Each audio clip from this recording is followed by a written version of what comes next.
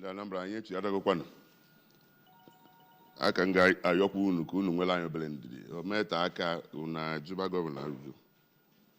So, Governor, in on a Kumaka squeezing, Nana value, addition, saving money from a lot of things. And Kine Queer street lighting program, Batam Nobi.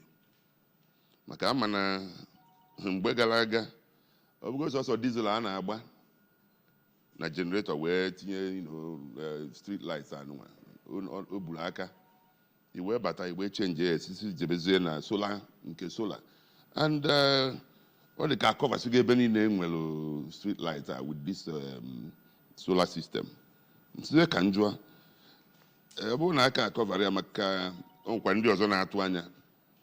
And I quite cover almost Obodonine with the street lighting solar.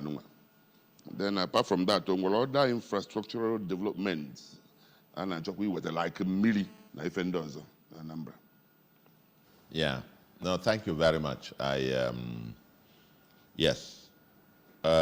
Street lighting project is ongoing. Our expectation, by next month, October, we would have finished replace all the diesel-powered solar lights with solar. Very eligible diesel will power. Baby, that street lighting project, diesel on less than 200 naira a liter.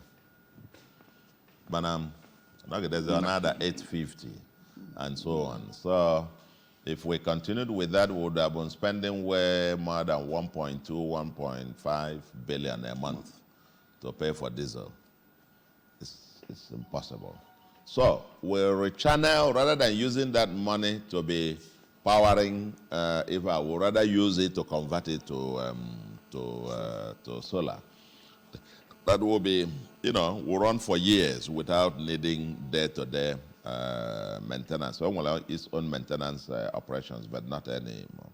So, and our target, when we finish with the 25,000 by next month, for next year, we actually have a target shooting for about 10,000 new, and we want to continue maintain that kind of momentum now, because we are the light of the nation. We have to light up our number.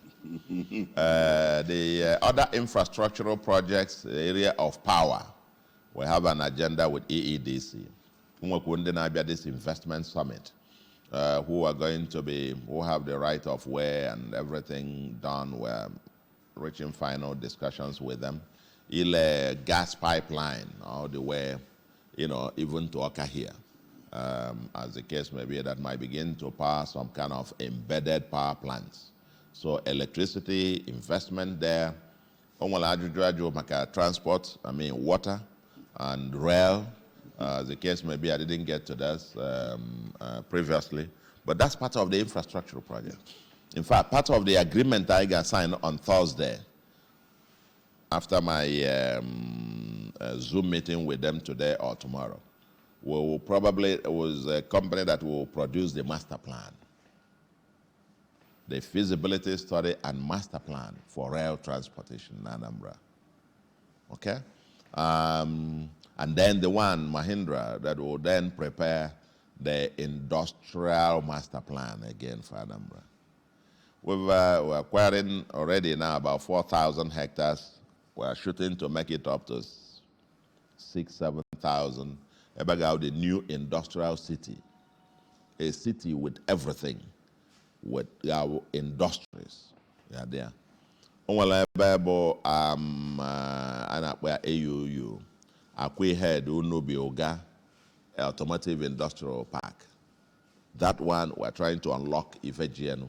Then you have the Oboji Pharmaceutical Industrial Park as well. People are coming into this to unlock these areas in the coming months.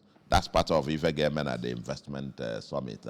On water transportation, we're going to be, investing heavily on that, repairing the existing boats and buying new ones for our brothers and sisters who've been at the riverine, especially the ones that transport people in mass.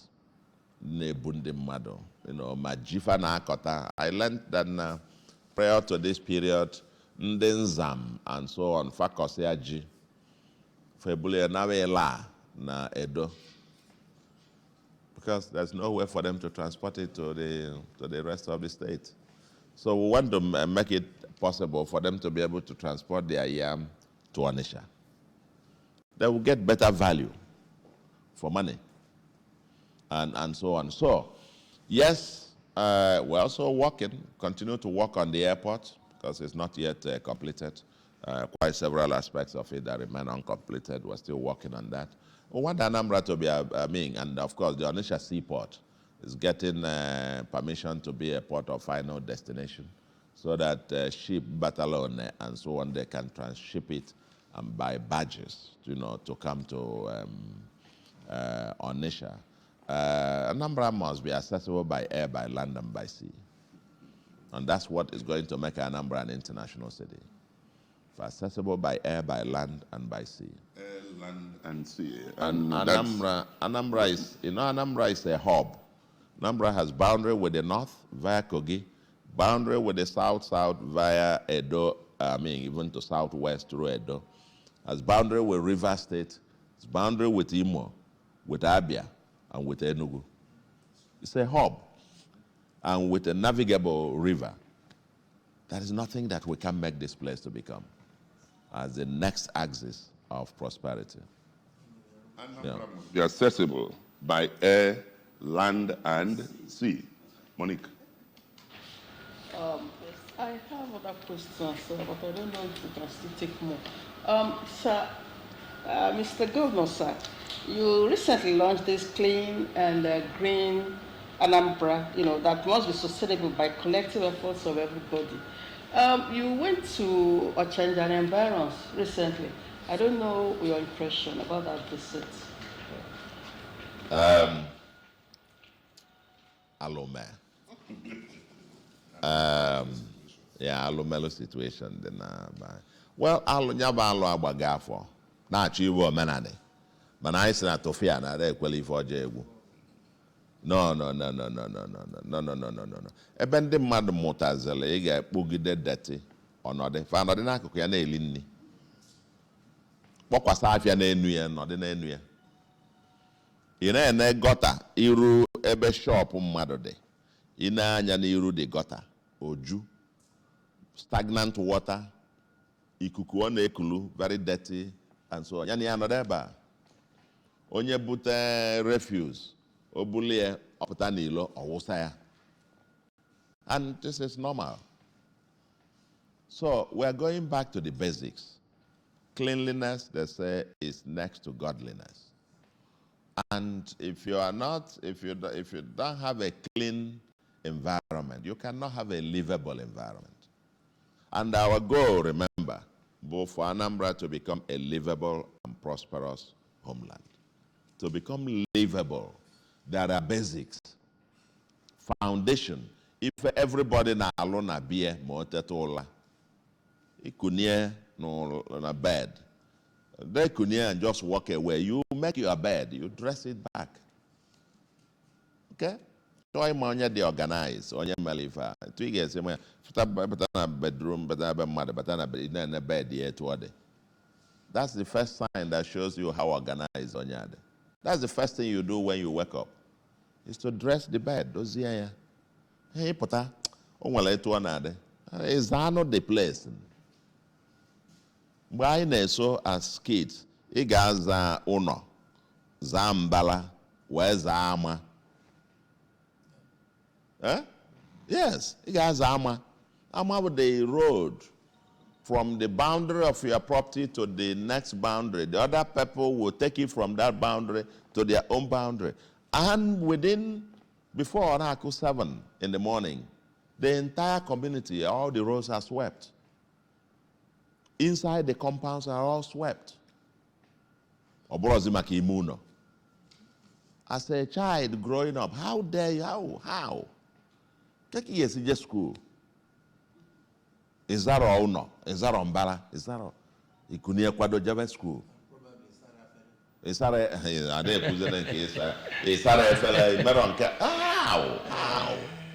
were taken as basics. Today, even adults will stay in very filthy. So, a clean, green, sustainable environment, but like I said, there is nothing else will happen if we don't have a clean environment. And we've gone to, when I assumed office, look at, you can see, so when I assumed office and I went to Ochanja, that Ochanja roundabout, the heap of refuse was as high as the traffic light. Obia to the peak of traffic light. And not even bicycle, not even the Joko could pass. That Ochanja roundabout. I think the next week or so after I assumed office, I was there. You saw that they were piling up this. There's one heap where they went to evacuate and they even found their corpse. Nearly even now would decaying there. So we've declared a state of emergency on this. It's not going to be done overnight. It will require huge attitudinal change on the part of the citizens. You see, because then we've got generations that have grown up not knowing what it is to have a clean environment. So farmers is what it is like. So you can stay in a filthy, dirty place. They don't even notice it. I took walk around Main Market the other day. Well, around Main Market they were doing cleaning up. I saw the chairman of the market, and I could see Bright Street, parts of Bright Street, very clean and all of that, and so on. Good. But I get better more street. When I met the street adjoining to that, so also noise, because I went to noise waste. Blasting loudspeaker from shop. Yeah. For 10 years, they will have hearing problems because destroying their noise pollution everywhere. So we had to abandon. We're stopping those. Onyemekweli again will close that shop. The well river. It's all in advert.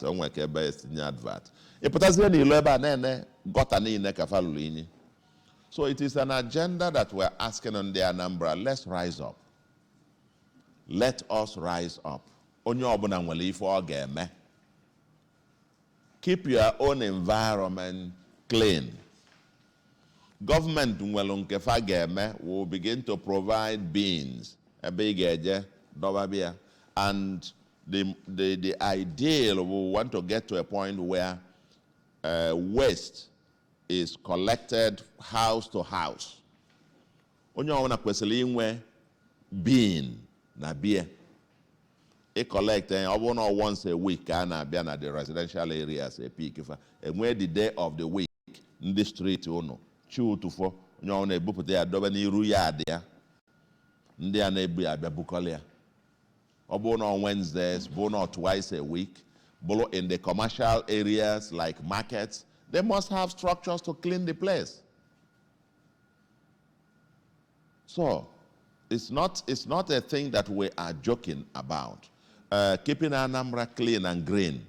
The green area, we have actually designed a template, a regulation.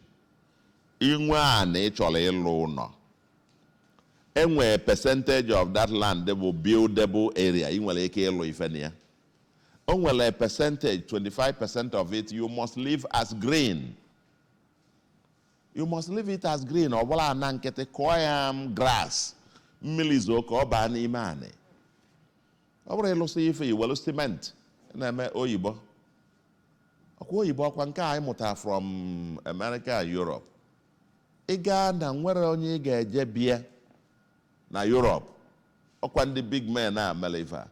I say, a percentage of the land area that must be green. Gaba nankete. You cannot go and waliva kuchi eberina. The council will not approve it. The council will not approve it. You can't even go and cut a tree. na your compound without getting council approval. Because that tree will even contribute to the total ecosystem of the environment. Manabai, you want to everything. Now we're going to, the new law on environment will require you, if you cut one, you plant 10. 10. Cut 10. Okay. You know? Thank you. Now, Mr. Governor. I ga-emezi igwe okwu kịta. Mana ya ka barakwa na nkata aka nwee ife ndị ọzọ anyị na ị ga-akpa ma youth development ma think home fancha mana anyị ga-akpachafa nkata ata ngwa ndị Anambra ngwa kpọbazi anụ n'ote n'unu mana ụfọdụ n'ime unu ji nọmba already mana ka m gụpụtakwara unu nọmba maka ndị ejiri 0902 327 3484 ọzọkwa 0902 327 3484 nọmba ọzọ unu ga-akpọ nkwa bụ 0811 905 5555 0811 905 5555 nke ịtọ 0701 863 9546 0701 863 9546 ngwa ya batabazianụ o juru eju. Hello? Hello? Hello? Oh. Hello? Ngwa kwuo gọvanọ na ya ngwa jụọ ajụjụ jee ka ọ kpọjee n'anya ozugbo. Hello? Igwe anyị afaghị. Hello? Igwe anyị afaghị gwa ebe isi akpọ ịjụọ ajụjụ ozugbo. Good afternoon. Or morning, Ebino.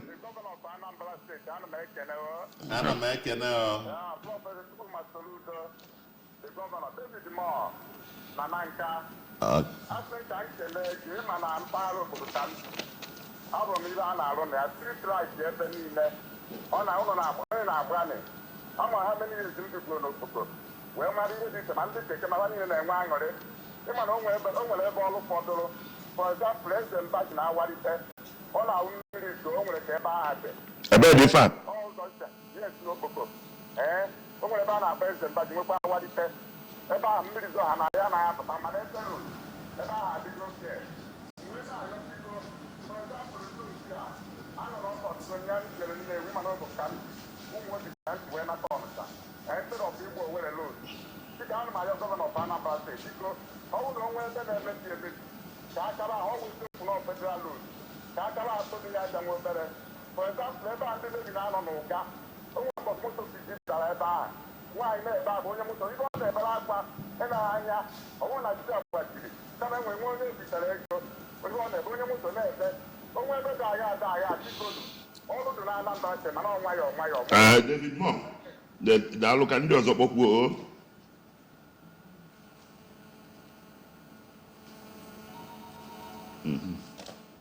Hello? Oh, Governor, you are faggy. Where is your boy? Your governor, yeah? Nihiala.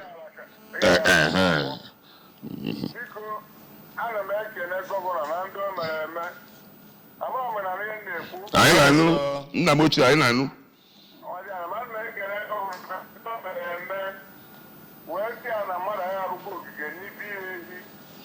We have to go to the first bank to work. Now, you want to buy, need to do or come out with the gap, but the land can now pump for Puma. Okay, I could vote. Don't work here to the state. How can you make it for I to vote? Can those are the first bank here. First bank here.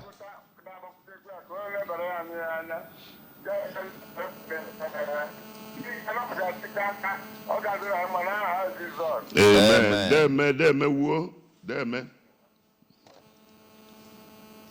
Yes. Hello?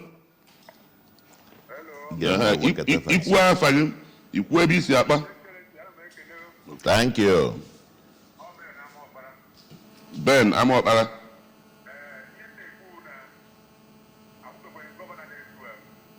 ọbata ha iri mosquito na malaria na Anambra steeti ebe na nke ọzọ ruo obodo kee mkpụ ihe Soludo ka ga-emere Anambra aka nkụ so ekele ka m na-ekene ya ma m ihe na-ekwue 21 local gọọmenti wee ebe ọ na-arụ ọrụ na na-ezubeghị ọnwa isii ana m agwakwa ndị Anambra tansị adịkwa n'Ọka ọkwa Soludo ekelekwe m daalụ Ben daalụ.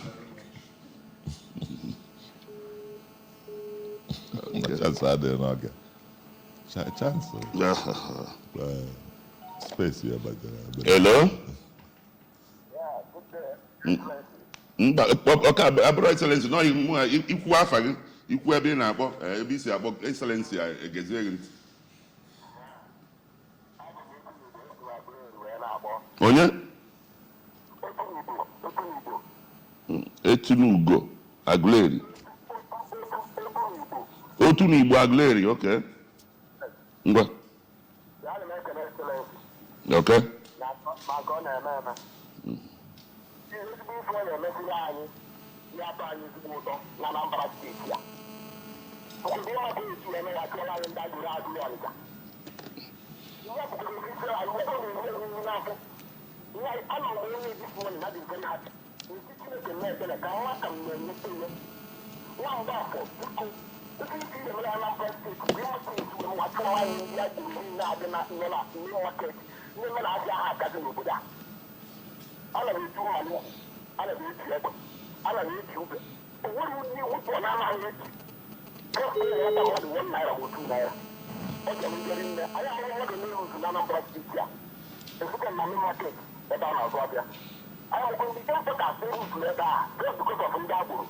Okay, onwe ife ọzọ apart from ndị agboro.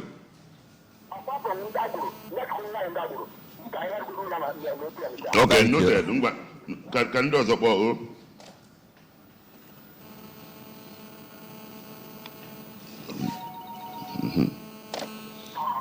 Hello? Hello, afa gị na-ebe isi akpọ? Ị jụọ ajụjụ? Okay. Mr. Governor, I'm making a boom. Yeah, eventually people will be selling Agboro.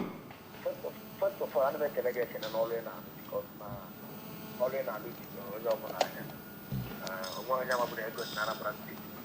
And I will go get you what he did last one. I have to take the good job.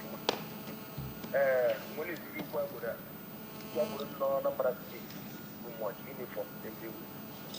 And the other multiple can really want to original and then I'm way on because I just give your son a zero can give your day. You get a second hard to wait there. What I do? So you guys are I can have time. Okay. Malo kusigifu ni commendation nwere onye jụrụ ajụjụ ka ọsọ ma ụzọ ihe ala na ụzọ okay.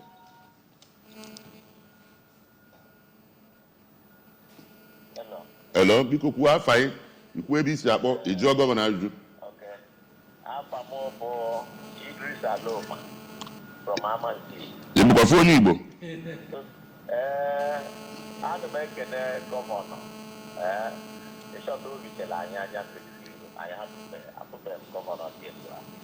Now, ọ mere Amansi chawapụta tụọba na ọ ga-ama osisi apọịntị agwụga bọọlụ ama m onye ọgwụ.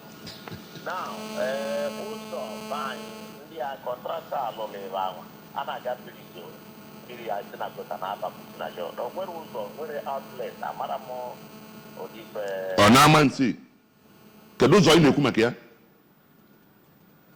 from Okwukwa from Amansi down to Ọba Ofe mmiri. Okay. Where na Ọba Ofe mmiri. Ọka nọ under construction. Mana etu ọ dị na mmiri zoro dị gota awa o nwere ụzọ mmiri si apụ mmiri ọbanye site na ọsọ juo n'ọnụ dịzi na ọbanye na achọ ọkụ nwa so now ka ọbeka kọntraktọ ji you hour. I get outlet. Maleta ibega na. Kedu akụkụ ebe ife a na-eme? Kedu akụkụ ebe dị mmiri a na-abanye na shop mmadụ? Kedu akụkụ ebe ọ na-abanye na shop mmadụ? Na Okukwa village maybe. Na ebe? Okukwa village. Okukwa village. Badata. Idela na that first village. Onya make sure that the people are there now walk with. So whatever go that eat the apple. Okay, noted. Nwee ife ọzọ ka ndị ọzọ kpọkwe. Ọ dị mma. Thank you.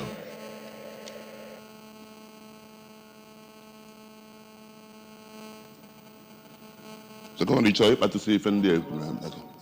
Okay, ka anyị were ya. Hello? Biko afa gị ebe isi akpọ ịjụọ gọvanọ ajụjụ. Okay, double chief. Ndewo.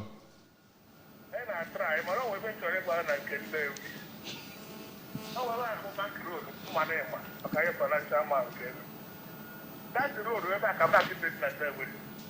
If I can't see my book to pass, I go back to my business that day. When I want to get back, up there about the Kaiser. At least, number one road, I mean, road and say, I'm on there with government. Now, Thank you. Just master in Ozugbo. Okay, go ahead. Hello? Biko afa gị ebe isi akpọ ịjụọ gọvanọ ajụjụ.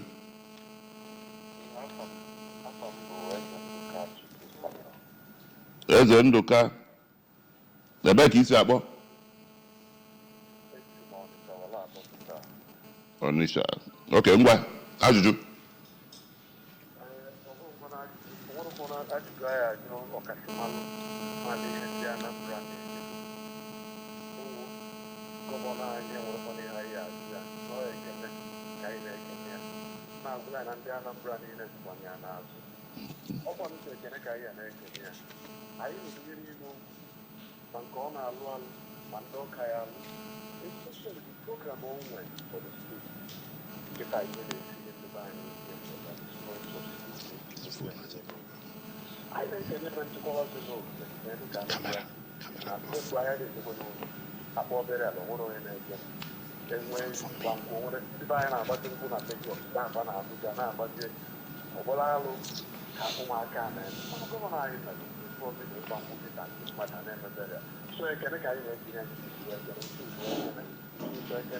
Okay. Ekene, daalụ.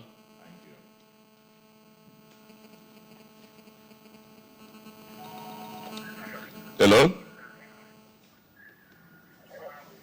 Biko gwa anyị afa gị, gwa anyị ebe isi akpọ ijụzie gọvanọ ajụjụ. Hello? Afa gị ebe ka isi akpọ?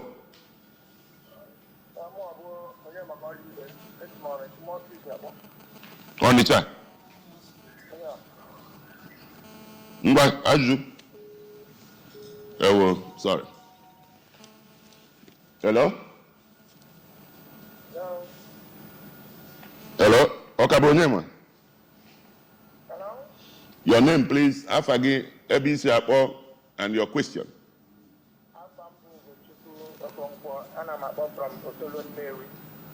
Okay. His Excellency,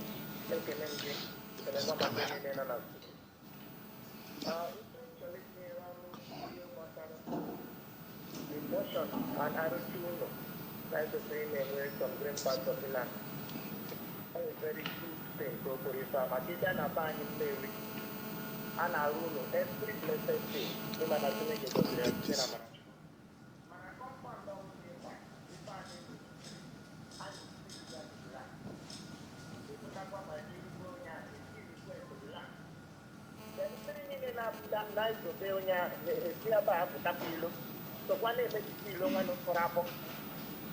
And another aspect we about the tree. This is one of the people in area. One only but the only keep on the nabo who goes to champ over to get. for the special abono ka di pate do itu ya no no be uso yesiru ko yesiru di pate do se giro se di filo be do top peredo Okay.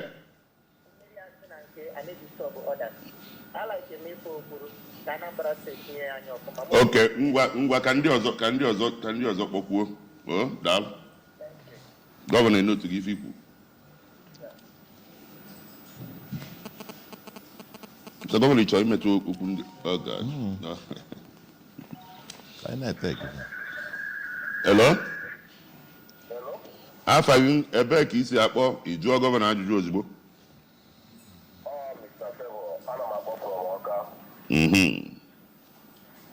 Biko, o nwere ihe Mr. Governor, good afternoon, sir. Good afternoon. O nwere ihe m chọrọ ịjụ unu gbasara tax a ndị keke na-agwa Medicare rider. Tax a ndị keke na-agwụ, ndị na-achekile anyị na-echekile anyị ya by 5 weeks in a month. Of which na ekwesịrị ya na in a month is 4 weeks and some days. Mana ha program ọ dị 5 weeks in a month. Ị ga na-agwụta mgbe anyị na-agwụta ndị tax fi wepụ balesiri wepụ. Ịkwụ 10,000 naira in a month, first month, second month. Even if third month, I think each one 2 weeks or each 1 week. And not just like every one, not by days, God, I can't do the same. I'm supposed to go 4 weeks in a month, but I'm taking 5 weeks in a month. So I can't see anybody here, I can't see one because. Okay. Okay.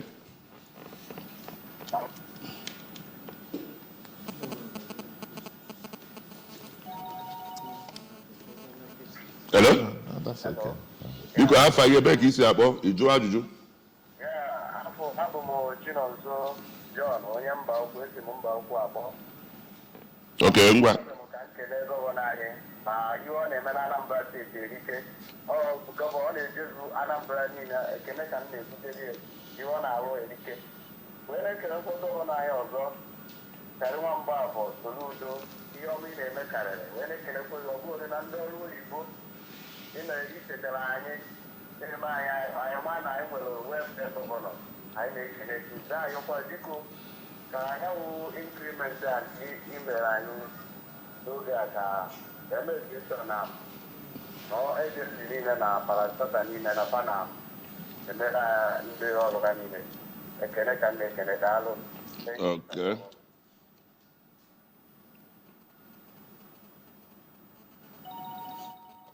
Hello? Biko afa gị ebee ka isi akpọ ịjụọ gọvanọ ajụjụ? Eze nwa Okpoko akpọ. Ebe? Okpoko. Okpoko, okay, eze nwa Okpoko. A na-ekele Mr. Gọvanọ ọrụ ọ na-arụ na Anambra ọ dị anyị ahụ mma mana o nwekwara ebe ọzọ ntị ka anyị tụọ na anyị nwadụ ndị bi n'Okpoko na ogologo obodo ukwu roodu anyị Ede Road Society Jegawel ụzọ ahụ mmiri izu anyị adịghị aganwu ya aga N'ebe? Ede Road Junction Obodo ukwu. na-apịa kooku ahụ ogologo ebe ahụ ụzọ ahụ keke adịghị agazi ya aga mmiri izu okwu adịghị afụ ebe etinye n'ụkwụ anyị ga-asị ka m gụọta ọzọ nwụkwa na police station Okpoko police station etinyelụ kọfị N'ebe? Okpoko police station. Okpoko police station etinyelụ kọfị na ọgbarụ lokal gọọmenti anyị nọkọtazi ihe ndị mmadụ na-ajụzi ma ọ bụ staff ka a na-eche na red for Anambra from that place maka ọ na-awụ ọkụ mgbede ọbụla ndị polisi awụpụta ha gbochie ebe ahụ ha na-ana ma ndị keke ego ị na-agbagara agbadị 4-5 etu ịgba na from 6 o'clock ya akwụ 1-5 ịgba mgbe dị mgbe ọ dị ha mma ha mechie anakọtakwa ha gbadatakwa na ndịda West Junction bịa anakwa ndị mmadụ ego ọtụtụ mmadụ na-akọmplen taa ka nzụta kwuo ka mmalụ ma onwe ihe gọvanọ ga-emere anyị ọkwa na ọ ga-esi esi ndị ga-amonịta get more evidence. Thank you, sir. Okay, daalụ.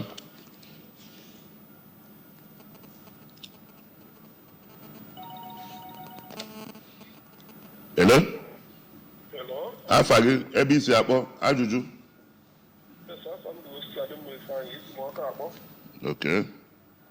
Ya bụ nke nkele gọvanọ anyị n'ọnụ ọma dị ma ọ na-abụ na mgbe a chọrọ m ibido na o kwuru maka eroshọn National side dị chakwa na ọzọ bụ na ebe ndị ọzọ mana ana m asị enwere ike nwere ike na-eme ka a na-edikte distribution mgbe agha ha na-ebido nwa obere ka ọ ghara ịbụ emechazi ọbụrụ ọbazie so much na ọ ga-eri so much money. That is one. Then nke sitatụmanụ ọ dịrọ mma asụsụ kwugosi kwụsị sitatụ mana enwesị ụbọchị ọbụla a na-eme sitatụ ka ndị sekuriti na patrol gbalụ ka ndị mmadụ wee nwee sense of security ndị chọrọ ịpụta apụta ịghọtago ka e nwee sekuriti. Then ana m asịkwanụ gọvanọ ka sọpọs isi erural area gbara Ọka okirikiri ihe dịka isi anyị ọcha mgbapụ ka edozisi ụzọ o nwecha many people nwecha land there so that people can get into those lands and develop go decongest in Ọka and the house rent akwụ n'Ọka. Enwere ebe a na-akpọ youth center dị na mgbapụ is in lying fallow there o nwere ibe a na-eme there. That youth center ọ bụ na government take advantage of it can help a lot of youth to acquire skills there. Ọ ihe ndị si ga m esi wee kene gọvanọ n'ọrụ ọ na-arụsị ya jisi ike. Daalụ.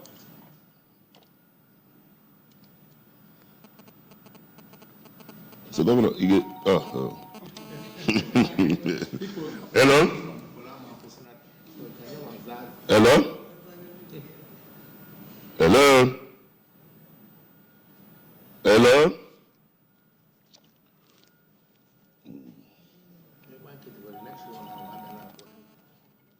Hello?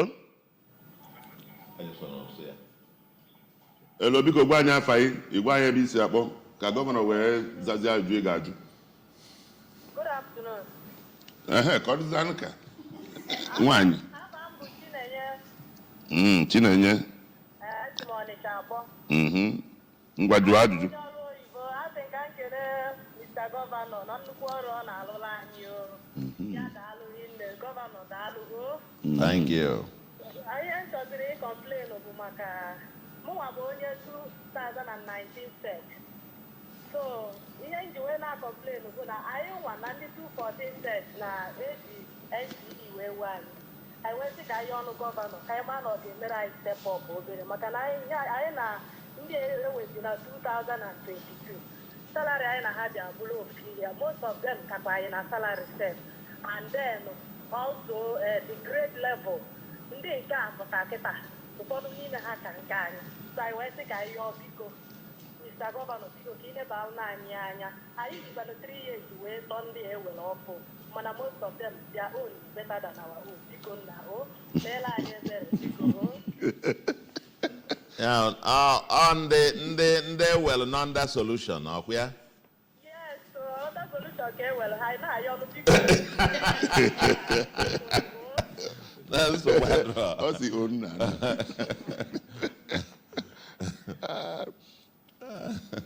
Okay. Hello, afa gị ebe isi akpọ ịjụọ gọvanọ ajụjụ. Hello. Mhm. Your Excellency. Yes. Afternoon, Your Excellency. Thank you. Good afternoon, fellow Nigerians. Yes. Actually, Your Excellency, you are my mentor, and I call you the progeny of the position in philosophy. I am Dr. Austin Chineneze Nwabuwanne from Nwabana. I am the author of the Transformation Mathematics for Senior Secondary School, which ranks first. Can you go to the question? Go to the question. Doc, go to the question. Okay. What I'm trying to say is that it's in the process of writing the state book that I lost my sight and I became visually impaired. So I wrote letters through Your Excellency. Doc, I'm aware that you met the governor's wife the day she came here. Okwangiwa? Yes, Your Excellency. No, Bro Excellency, no MDABS. But the governor's wife Bialeba, and you gave her your letter. Yes, yes. Okay, so you got in those opportunity Kafa Because I've not heard from her. That was why I still calling the Excellency. Also, can you find that correct, man? Yeah. na ya kpukpuru isi ọ na-ede akwụkwọ wee kpuo isi ọ chọrọ enyemaka and he met His Excellency but His Excellency bịara ebe. Okay. Thank you. So if ị ga-emezi eme ka akabazi arụ zilu onye ozi o ka ndị ọzọ kpa ka ndị ọzọ kpọọ okay.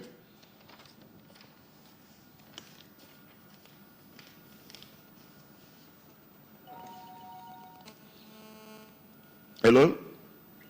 Biko afa gị ịjụwa ajụjụ and then Governor aza kere ebe isi akpọtu afa gị kere afa gị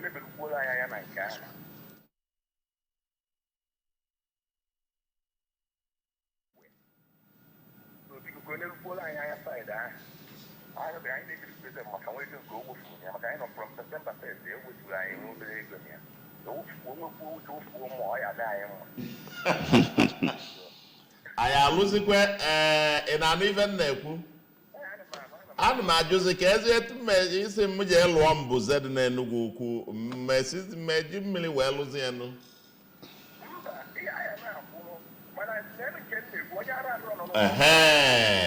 oke mba nke onye arụ adịrọ anụgo m ya ọ maka ị na-asị ewepụsizie onwere onye laikikwa na ịkwụ tax kwa ịma mana onye ọbụla like ka gọọmenti lụọ ụzọ ebe onye keke a ma onye bọọsụ a ga-agba onye bụ ebe challenge dị na mmadụ ga-akwụ na ya n'ụgbọ obele azụ ga-akpata obele nkụ nnukwu azụ akpata nnukwu nkụ anyị ga-eneba anya nke onye arụ adịrọ ochighata eme a ga-enebi ya anya mana a ga-ama anyị na-anwakwanụ ekwefu ka anyị na-afọ na-ewepụ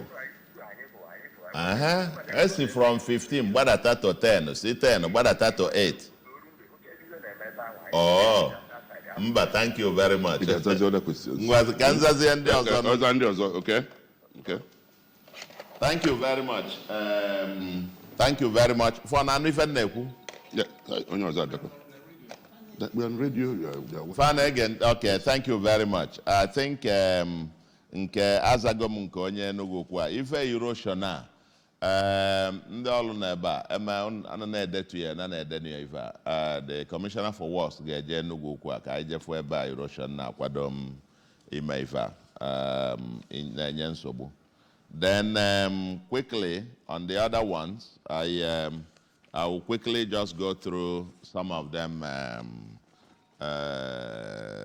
very quickly. Yes, Chinenye Onitsha, grade level if harmonization. Emeka I never the discrepancies. Not that way. I malo discrepancy in if one kuba malum sip office Apple Albert. We see Apple Albert and they can there were no get solution or they can attempts for the better. Okay. On your erosion sites, yes, early detection was a key one, and security patrols, early detection for these erosion things. Yeah, in many cases actually, are there which we can detect all. But sometimes these landslides, because of the nature of the soil, but such now, you wouldn't even give you much if I get developed millions on a zone. The entire thing will Ozenike. And security patrols on Mondays, I believe that's what is designed to happen. I want to believe that they are doing that now. And I think that's the part of the reason raised the issue about, sustaining the tempo. So that we are going to do. And a very important point about estates in the neighboring towns, that we are going to look very closely and see how we can take road network to those, residential areas, so that, those areas can become new axes for residential development. The mother when cheaper accommodation. Okpoko. I've taken a note. I will take note of this Ede Road Junction on Obodoku. That the drainage, we need to go to tackle that. Commissioner, we're going to go to find out all those. Then, Nkende police station no Okpoko. The police in Nuputam anakonde mado after 6 p.m. That's not acceptable. Mbuku Chinonso, and maka increment of salary and whatever, can make sure that all the MDS. I think we assume not all the MDS. On Onye Keke and 5 weeks, I don't understand that. Actually, we had assumed what are they a month to Zulu 5 weeks? And what a month to get Zulu 5 weeks? Ghana from the only thing only came mato 2-3 days into that, but that's not a reason. But Obolonya Naku monthly is 8,000. That is it. Naku monthly, Obono Naku September, 8,000. Whether by the month or was it 31st or 28th or whatever, it's irrelevant. It's 8,000 a month. The only challenge, I can see where the challenge is for those who now weekly. For those who now weekly. So how could they weekly? I'll be talking that September 1 to September 7, September 14, September 21, September 28. Then Olukwa Nayekukwa for the week that then ends till the last day of September, banya into October. Mobolonya weekly. But monthly, I think it should be right away 8,000. We brought that.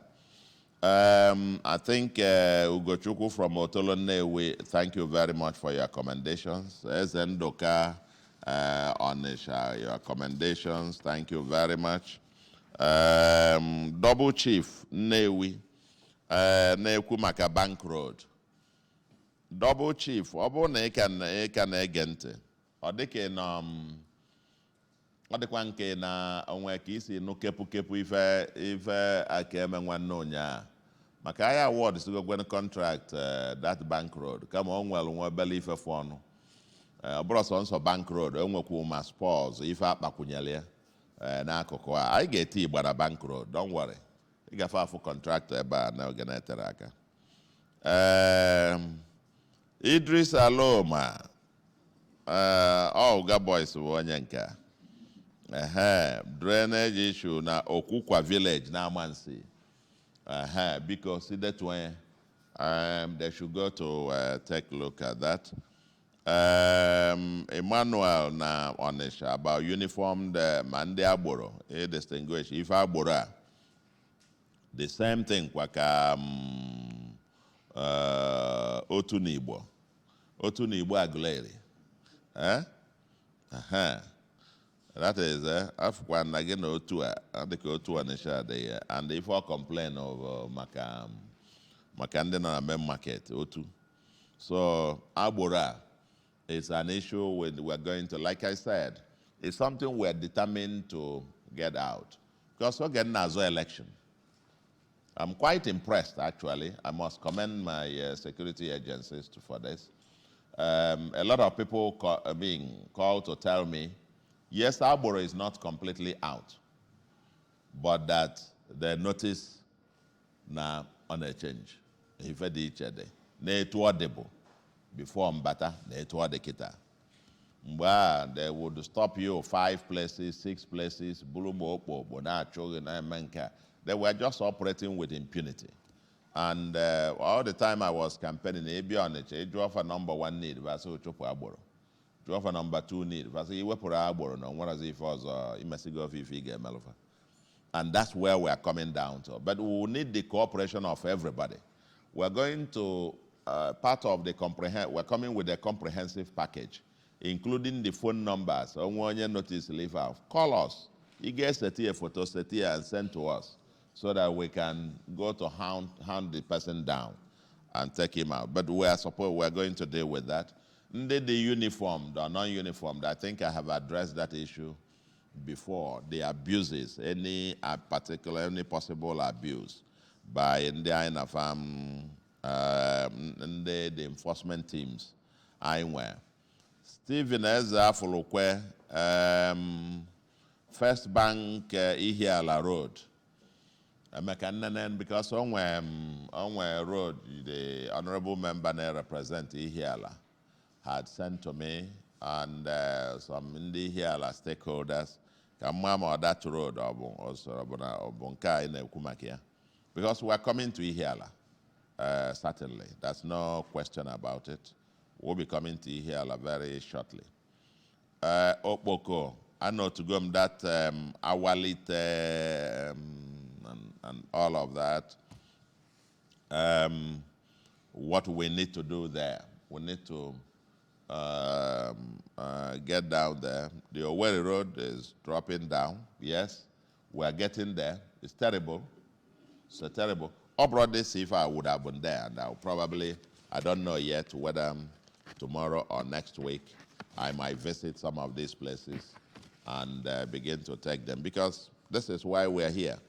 And I hate to hear ebe mmiri na-agbagbu ndị mmadụ. The mmiri na-eje agbagbu ndị nọ n'Owele aja n'Obosi. We are dealing with that now. We are dealing with that now.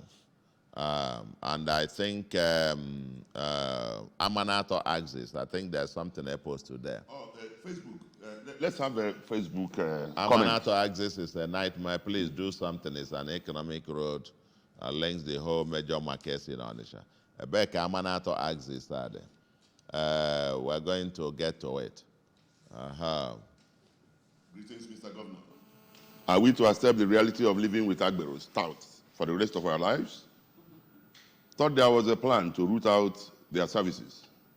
In Onitsha metropolis, the activities are up and thriving. Next.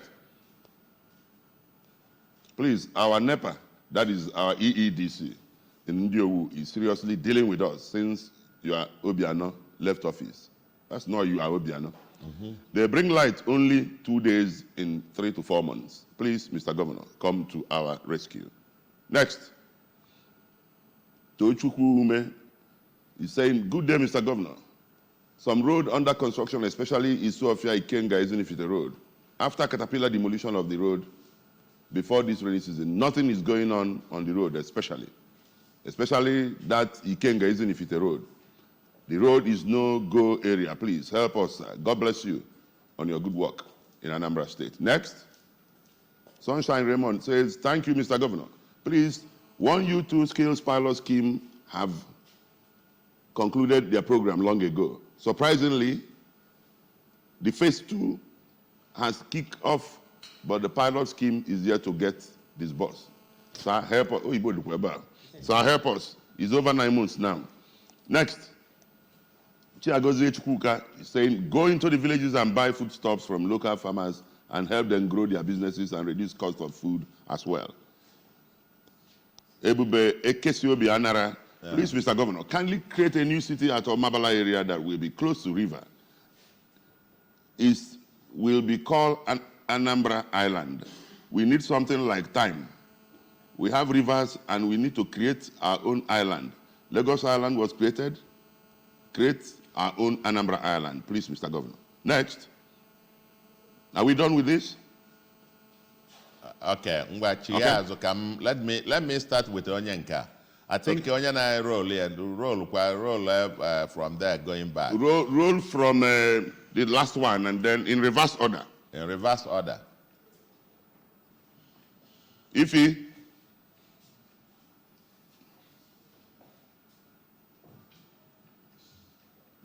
Yes, onye nke na-ekwu Ala. create a new city n'ọma biko gosi na ya ebe ọ ga-abụ nụ.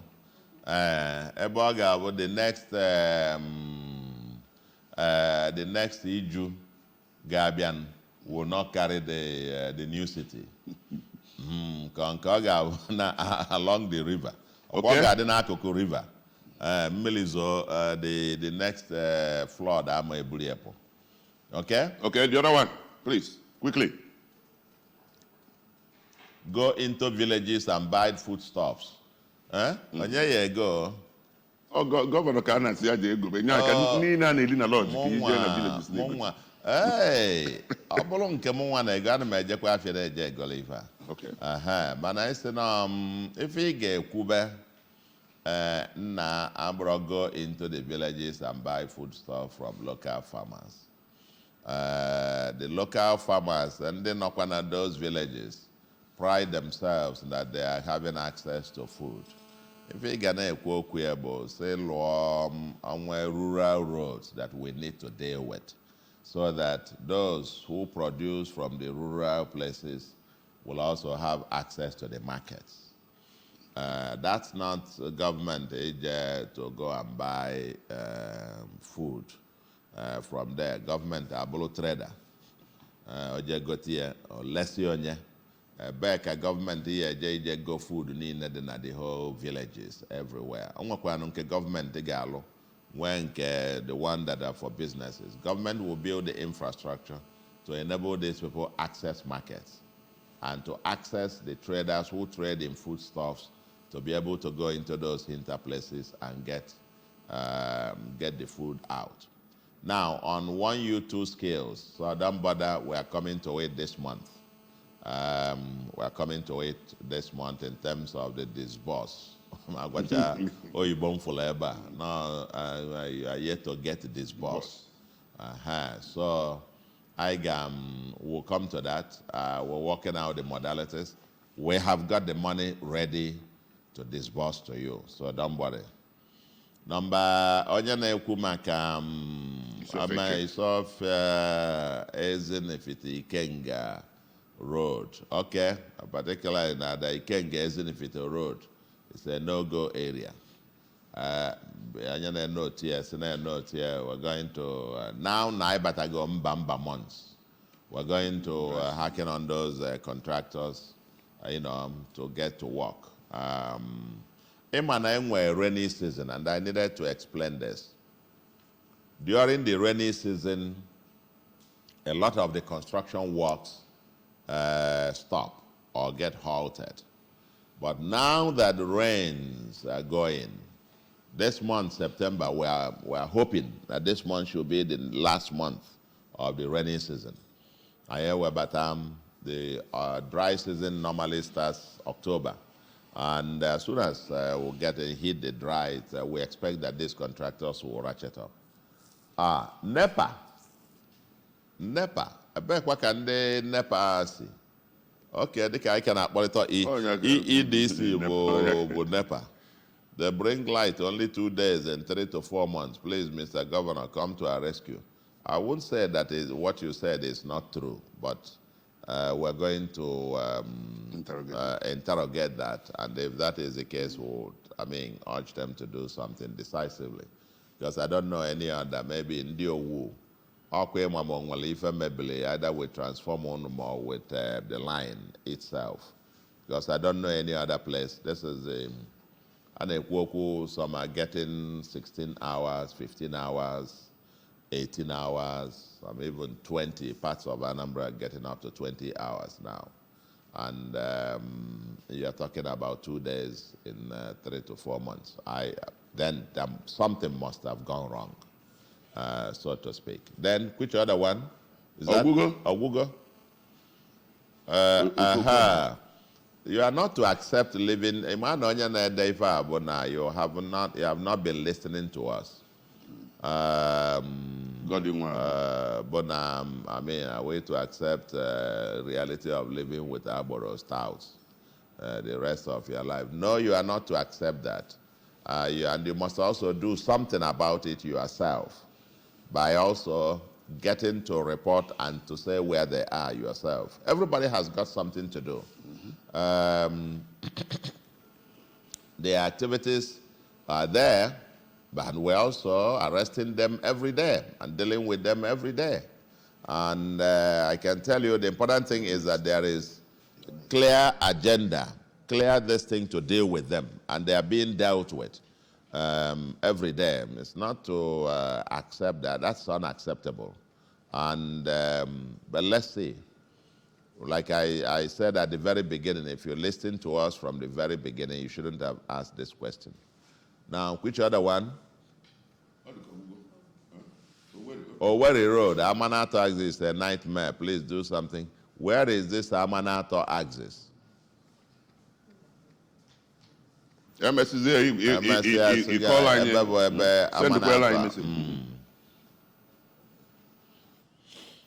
Okay. Mr. Governor, thank you. Tony, quickly. Just briefly.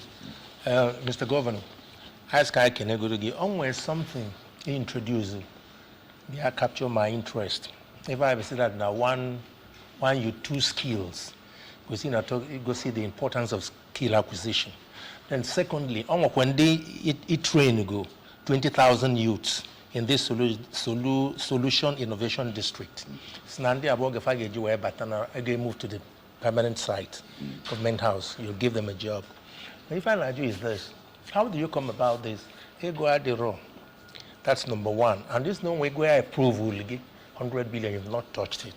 Maybe there's other magic you'll do together. So we are very happy about that. But we know that in the country there is no money. Then how do you come about that? Gabo, a short question with a long answer.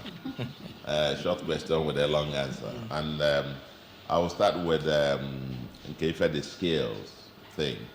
20,000 have been trained now the Solution Innovation District.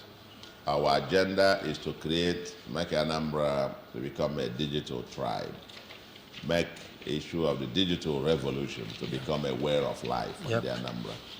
And for our youths and children and so on, we want to create those for whom digital skills were natives to them, to become the internet natives.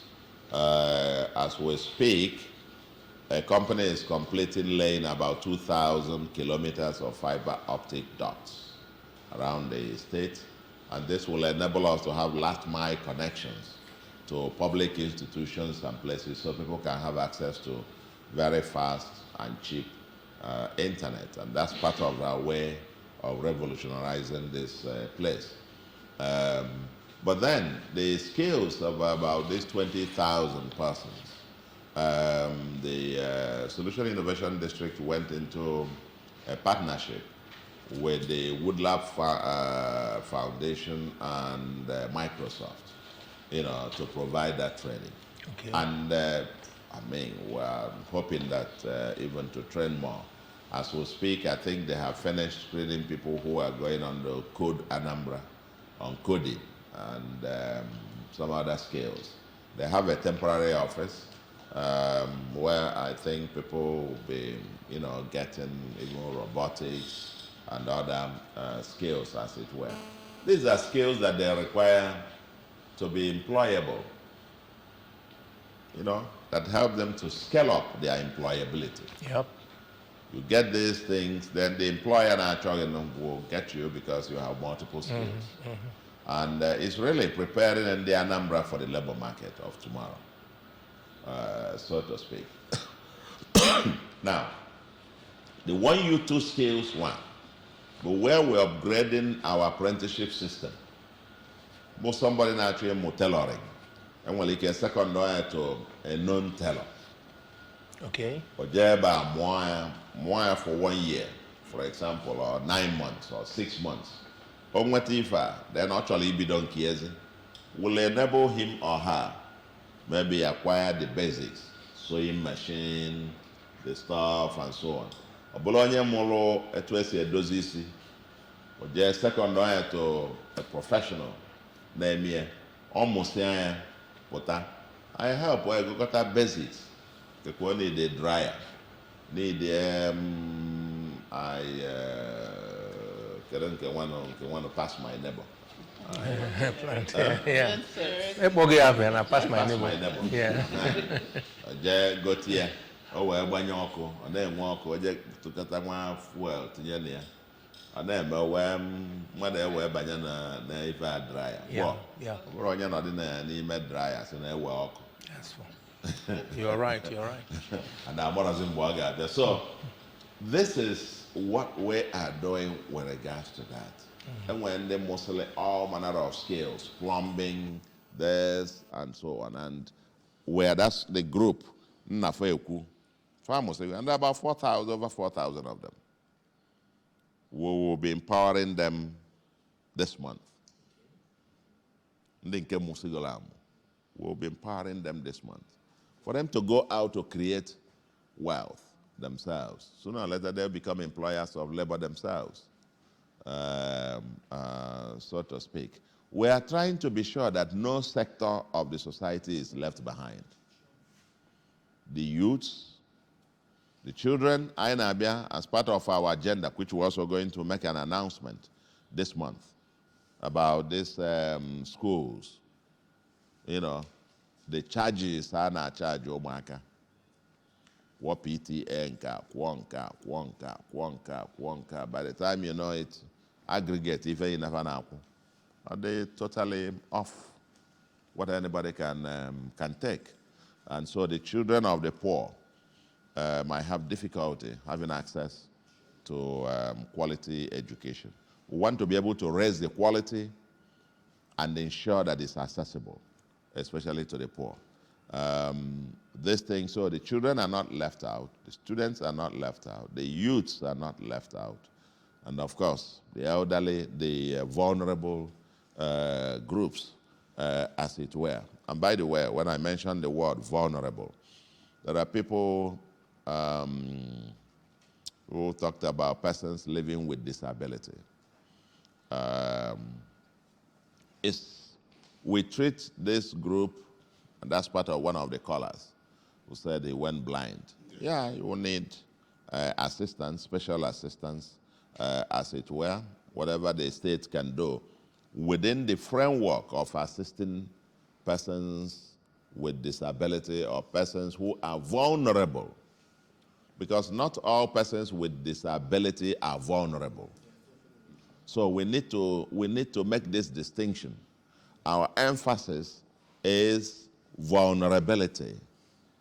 Vulnerability. And we're not going to get a society all organized, all under. We have, for example, Disabilities Commission, for example. We have a commission for that, looking after them. But we have also numerous other persons that are vulnerable. There are very poor, helpless widows all over the place. I will also even poor, helpless widowers. Yes. Maka na onwe ndị nwunye fa rapụrụ fa na ụmụaka. Nwoke nwere ọcha, enwekwugo households where the woman is the breadwinner. Achọ ya afụrọ. Nwoke na onwe ya na-ajụ aghesi agha wee mee. So, all those people need support.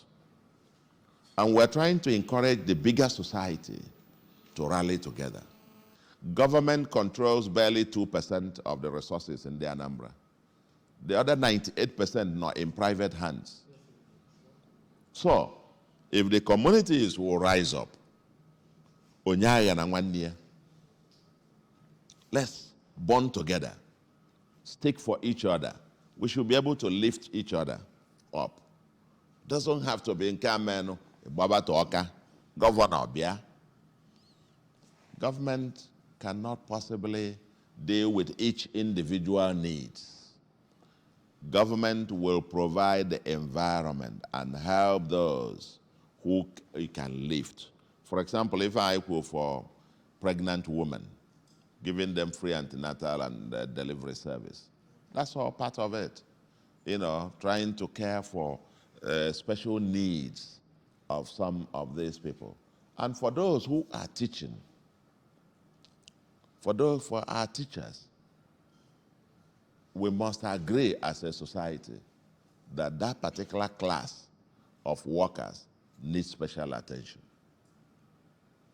That class of workers needs special attention because everybody is a product of teachers. And the way you assess a society that will move forward, you look at the quality of teachers and the quality of teaching. And we must be able to motivate that class to come to the level where teaching will be the first choice job. Teaching rather than the reverse. Teaching ebo achọkata ebe a ga-ebido aka afọ ejebido n'ikpere onye na-akụzi jụọ ya ọsị gị na ka ewelugodo nke anọdụzi ebe a wee na-achọzi. It cannot be. Then that society will never move forward. Mr. Governor, I will wait 2 hours or now by 2 hours 30 minutes. Yes, sir. If I had or a seal of one, when I may listen with your phone, so I change gear or an esilgi when I listen. Now I talk more. 2.5 hours. Let's take a break, Mr. Governor. Let's take a break and I have your permission to continue, running the program because we've done 2 hours and I didn't get your approval earlier that we'll go beyond 2 hours. Can we continue? Because all the Number catch more questions. Oh, for let's take a break. We call now, but let's take a break and then when we come back, we'll take more questions from the panelists and also possibly with the permission of Mr. Governor from the Anambra, Nega, and then Ikiliani. Yeah, okay.